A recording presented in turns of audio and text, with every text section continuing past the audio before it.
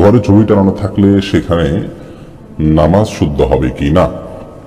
কোনো বাসা বাড়িতে কোনো অফিস যদি ছবি টাঙানো থাকে সেই জায়গায় সালাত আদায় করলে সালাত হয়ে যাবে, কিন্তু এরকম জায়গায় নামাজ পড়াটা মাকরুহ। নবী করিম সাল্লাল্লাহু আলাইহি ওয়াসাল্লাম একবার আয়েশা রাদিয়াল্লাহু তাআলার বাসায় সালাত আদায় করছিলেন, সেখানে পর্দায় কিছু ছবি ছিল। তখন তিনি বলছিলেন যে ছবিগুলো আমার সালাতের মনোযোগ নষ্ট করছে, তুমি এটা সরিয়ে ফেলো। তারপর তিনি সেখানে সালাত আদায় করেছেন। এই জন্য বোঝা যায় ছবি টাঙানো থাকলে সেখানে সালাত আদায় করাটা অনুচিত, অনুত্তম, মাকরুহ।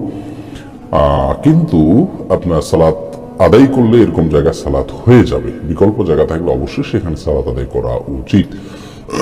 এর পাশাপাশি এই ধরনের কাজ করা, অর্থাৎ কোনো বাসা বাড়িতে ছবি, কোনো প্রাণীর ছবি টাঙানো অথবা কোনো প্রাণীর ভাস্কর্য রাখা, এগুলো হারাম, সম্পূর্ণ হারাম। নবী সাল্লাল্লাহু আলাইহি ওয়াসাল্লাম নিষেধ করেছেন। তিনি বলেছেন, বুখারী হাদিসে আসছে যে লা তাদখুল মালাইকাতু বাইতান ফিহি কালবুন আও সূরা, কোনো বাসায় যদি কুকুর অথবা কোনো প্রাণীর ছবি থাকে সেখানে রহমতের ফেরেশতা প্রবেশ করে না। তিনি অন্য হাদিসে বলেছেন যে আপনার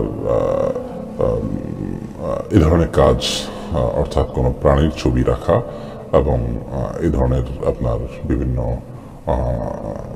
ভাস্কর্য ইত্যাদি, প্রাণীর ভাস্কর্য ইত্যাদি রাখা, এগুলো গুনাহের কথা, জায়েজ নয়। বিভিন্ন হাদিস থেকে সেরকমটি বোঝা যায়।